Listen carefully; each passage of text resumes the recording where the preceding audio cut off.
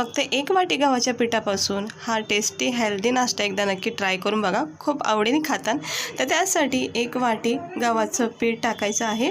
त्यानंतर 2 चमचे रवा टाकायचे, चवीनुसार इथे मीठ टाकून घ्या आणि थोडं थोडं पाणी टाकून याचा पातळ घोळ तयार करायचं। रनी बॅटर बनवायचं आहे, थिक नाही ठेवायचं।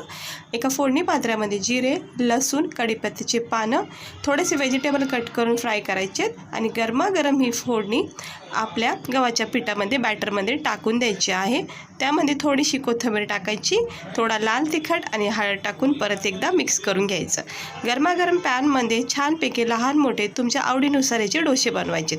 बघू शकता खूप छान हेल्दी टेस्टी नाश्ता हा तयार होतो। रोज रोज एक एक नाश्ता करून सुद्धा कंटाळा येतो, नवीन काहीतरी ट्राय करा, खूप छान लागतो, हेल्दी आहे, गव्हाच्या पिठापासून बनलेला आहे आणि व्हेजिटेबलसुद्धा टाकू शकता। अशीच रेसिपी बघण्यासाठी चॅनलला सबस्क्राईबर करा।